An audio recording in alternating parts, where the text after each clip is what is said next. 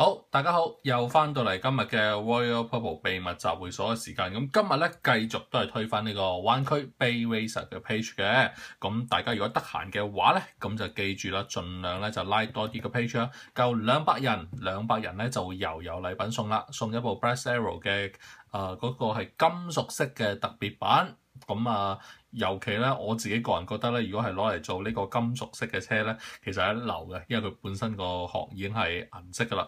咁譬如咧，好似嗱，我要揾一個透明嘅殼整成金屬色咧，都幾撈教㗎。咁如果佢本身一個硬殼咧，要整成金屬色咧，咁就方便好多啦。好啦，今日咧就係講一啲好個人主觀意見嘅嘢啦。咁再當然啦，從來都話俾大家聽，客觀嘅話咁睇 Wiki 啦嚇，或者睇第啲客觀嘅網站啦。我講得嘅肯定好主觀嘅。咁係啦，今日就係講下啲轆胎之類嘅嘢。係啦，其實好多時候大家玩車咧都會面臨住一個問題，就係當你 set 好晒部車之後咧，其實都唔係 set 好晒啦。你一路 set 車嘅時候，你都會考慮究竟自己部車係要用啲咩轆咩胎嘅。咁最簡單嚟諗咧，就係究竟係要用大轆啦，定係細轆啦，定係再細啲嘅轆嘅。咁又或者甚至有時候要用超大徑啦。咁呢個就視乎翻你部車係要咩嘅性能啦。譬如係你真係要一部高速車，等我先。嗱，作一部高速車咧，咁你就要需要呢啲咧係咁大個嘅，係超大口徑。咁但係呢種超大口徑咧，你話如果係去到技術賽得唔得咧？就爭啲咯。同埋當你有咁厚嘅胎嘅時候咧，好多時候你就會彈個頭，部車彈力太多咧，就並唔係一件好事嚟嘅。咁好啦，講翻呢啲啦。咁再除咗係呢個高速賽之外咧，咁平時技術賽究竟用啲咩嘢咧？咁首先講咗啲細轆先啦，再超細轆忽略啦。嗱，咁呢細轆咧，其實就我自己個人覺得用咗啲細轆咧，我又係個人覺得，就係我自己個人覺得係用細轆之後咧，你部車嘅起步咧係會快啲嘅。咁但係相應嚟講咧，就會有一個問題，就係你嘅極限速度，所謂嘅極速啦，最高速嘅情況咧就會係減低咗。咁如果你係響一啲semi-tech 嘅情況下咧，你尤其個最高速咧會係真係蝕底咗俾人嘅。咁但係相對嚟講，我自己咧係覺得同樣唔係用特別嘅胎嘅話，咁細轆其實總體個穩定性咧係好過大轆，我自己個人覺得。咁所以你自己如果其實睇翻啦，即係譬如你買套 Super X 嘅替換底盤啦，咁佢其實送嘅嗰套咧都基本上係跟翻一套係細轆俾你。咁尤其即係類似呢一種啦，咁因為呢一種咧佢雖然呢度副拎咧唔係呢個 carbon，但係其實如果係講緊話呢條胎咧都係算比較硬身啲啲嘅。咁呢啲就係一般我哋最常見到啦，嗰啲係軟泥泥嘅一啲咁樣嘅。我唔想咁衰叫佢廢物胎，但係我真係冇乜用咯，呢種太軟，同埋即係佢又唔夠真係軟胎咁好喎。咁所以呢啲就可以忽略啦。咁但係實際上咧，如果細轆你用呢一種咁係用翻一啲係比較硬淨少少嘅呢個胎咧，其實都有一定嘅發圍機會嘅。咁同埋始終你部車夠穩，如果你係起勢維穩咧，就係一個比較好啦。咁但係始終主流嘅都係一啲咁樣嘅大轆。咁但係當然啦，有人話喂，唔係喎，我哋唔係用呢啲咁樣嘅拎嘅喎。咁梗係啦，因為大家好多時候，譬如我哋自己咧就好中意用呢啲啦，咁樣嘅3軸嘅拎啦，又或者係5軸嘅拎嘅。咁呢一啲就以後再講啦。好啦，咁其實主要都係講翻胎。咁胎咧就除咗佢本身官方有啲冇乜用嘅嗰啲咁樣嘅唔硬唔軟嘅胎之外咧，咁其實譬如係咁講啦，嗱呢一種透明胎。透明胎咧，佢本身係比起官方嗰啲咧係會更加軟身啲啲嘅。咁但係相對嚟講咧，我自己覺得係你部車有翻咁少重量擲落去咧，咁佢嗰個射到個力咧就其實係比較好啲。落地咧咁樣稍微淋一淋咧，或者你嘅起步會冇咁快，但係真係會穩啲。咁但係亦都記住呢種胎有個比較麻煩嘅地方咧，就係你玩嘅地方一定要好乾淨。因為如果好似我哋玩室外場嘅話咧，當呢條胎係邋遢咗，佢嘅咬地能力咧就會係減低㗎啦，兼且好容易咧就會係令到佢行嘅時候咧就個圓咧就係唔夠嘅。咁又或者甚至係唔使揩到嘢啦。咁佢本身比較軟咧，當你係有時轉彎嘅時候，佢其實已經係輕輕地有少少變形啦。咁呢一方面咧就係呢一條胎嘅缺點。咁就係我初期會用嘅啫，而家都好少用噶啦。嗱，咁呢一條咧，亦都係另外一條我自己初期比較中意用嘅胎。咁啊，嗱，特登拆出嚟睇下先，好似有冇黐咗膠紙啊？係啊，黐咗膠紙啊，咁冇計啦。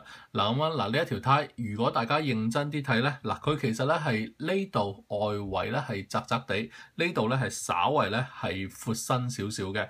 咁呢種胎有個咩好處咧？就我哋通常叫角胎啦。嗱，角胎咧佢個彈性咧就都係比較偏高。咁但係咧有個好處就係你可以因應你自己需要嘅情況咧而改變佢呢個你可以呢個胎嘅角度。嗱，你如果而家好似我咁放嘅部車條軸向呢度啦，咁呢一個咧你就見到佢其實接觸個軌道嘅情況咧就向呢一度就內圈嘅。咁譬如咁樣有啲咩好處咧？你部車本身接觸面係細啲啦，同埋你本身係接觸嘅地方係比較貼近車身，所以你無論係轉彎啦，又或者係加速咧，都係比較快嘅。咁其實呢個情況即係當你係淨係得呢度係掂到條跑道嘅時候咧，情況就有如係你用緊一條超大徑啦。咁用呢個超大徑嘅時候，你就可以係更加快啦。咁但係咧，有啲人話：喂，咁部車唔穩喎，咁點算好咧？嗱，咁當你咧係調翻轉啦，你係將呢條胎係接觸嘅面咧係擺喺外圍，嗱條軸繼續係喺呢邊，喺右手邊，你唔好你忽略我呢邊啦嚇，因為我呢條胎黐實咗，我唔想再掹。嗱，當你條軸喺呢邊，咁你其實咧，你個胎咧就等於接觸面咧，就係令到你成部車咧都係加長晒嘅。咁相應嚟講咧，你部車就會係比起平時咧，就係一啲我成日所講嘅欖核胎啦，呢係中間凸起嘅胎咧，就會係更加穩定啲。咁但係始終呢條胎最大問題咧就係都係太彈啦。咁啊，後來我都係忽略咗嘅。嗱，咁啊呢一種啦，呢一種就或者咁講啦，其實好多人都會開始亦都會有用呢一種嘅，其實就係所謂嘅硬胎啦。而家就超硬胎就難買啲㗎啦。順便有人問：喂，點解你唔講海綿胎？其實就小弟就我諗好似就講緊四驅小子嘅年代，我就會用海綿胎啫。但係我其實都冇用海綿胎好耐㗎啦，因為一嚟嫌麻煩啦，二嚟就始終野外場，萬一咧真係有少少水氣咧就麻煩啦。中間係忽略咗粗口嘅，我講埋俾你聽啦。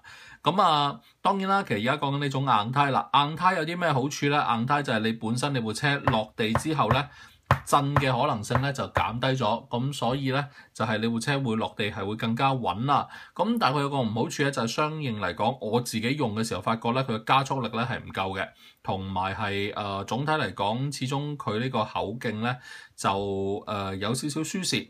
有啲人話：喂，點解會覺得輸蝕咧？就係因為始終響啲咁樣嘅硬胎咧，佢呢個接觸面都係有少少問題。咁再加上咧，佢最大嘅問題就係有少少太大條啦。因為有時候我都講過啦，細胎加速係有着數啊嘛。咁當你一條咁大嘅胎，你加速，咁如果係配合翻一個係踢車嘅設定咧，其實亦都係有少少問題嘅。咁啊，再額外加多兩種啦。嗱，呢一種。主要係其實我係為咗佢副鈴嘅，呢一副鈴咧，咁本身就係 carbon 嘅大口徑嘅 carbon 鈴。咁其實如果當你係面臨住一啲係比較惡劣啲嘅踢車嘅一個係技術賽道嘅 setting 啦，又或者可能有啲係好高嘅跳台咧，有時候咧用翻啲咁硬淨嘅鈴咧係會有着數。當然啦，如果你咁犀利，你揾到合金鈴，咁我就都冇辦法啦嚇。我自己有一套翻版唔想用，即係我希望用全田。咁嗱，另外呢一種咧，其實就比較多用㗎啦。咁就係好簡單啦。其實而家送幾部特別版嘅車，其實好多時候都會送呢條咁樣嘅胎啦，不過唔同顏色啦嚇。咁呢條胎咧就我成日所講嘅欖核胎，佢相應嚟講咧，佢接觸面咧就喺中間，佢就同呢一副胎咧有個最大分別咧就係佢係介乎一個係比較中性啲嘅設定。咁有時候譬如你買部 Super XX 嘅 Evo 啦，咁你都會發覺佢其實跟嘅都係類似呢一種胎，就係咧有時候佢係一個中性啲嘅設定咧，係有一定嘅穩陣啲咯，你可以起碼當佢穩陣啲啦。同埋本身我亦都想講咧，呢種係三條束嘅呢種咁樣嘅鈴咧，亦都係相對嚟講你係成個轆咧係會比較輕身啲。咁但係呢一個有咩唔好咧？譬如係講緊話，始終佢嘅 support 係唔夠，譬如你跌落地嘅高度比較高啲咧，佢其實真係有機會係令到呢度變形，係增加咗你落地之後嘅彈性嘅。同埋始終佢呢條胎咧都係太厚，個彈性咧係比較高啲嘅。即使佢而家呢個都係叫做硬胎㗎啦。好啦，咁有啲人話：喂，你條胎你都話彈性太高，咁你玩嘢咩？咁啊，其實唔係玩嘢嘅。嗱，咁樣其實好多時候玩到咁上下咧，即係大家其實如果香港朋友你落開車場，你都發覺係好多人都係用呢啲咁嘅胎㗎啦。呢一啲咧就我哋所謂嘅磨胎啦，就譬如我呢條啦係用呢一種咁樣嘅碌嚟一路係磨嘅，磨到佢咧得翻呢度咁薄。咁有個咩好處咧？嗱，一嚟你本身個碌嘅 size 係減細咗，咁你可以令到你個加速力有翻一定嘅保障啦。二嚟咧，呢一個就真係十分之緊要啦，因為佢本身橡膠嘅部分咧係薄咗嘅，咁所以相應嚟講，你部車落地咧嘅彈力咧係會減低嘅。咁好似而家咁樣嘅 setting 啦，加埋啲釘咧，嗱，其實落地部車基本上都唔會再彈翻上嚟啦。咁但係如果咧我係用翻呢一啲咁嘅 setting 咧，差唔多咁樣嘅重量啦，搭落地咧其實就都有機會會彈翻出嚟。嗱，咁我而家攞部EVO出嚟啦。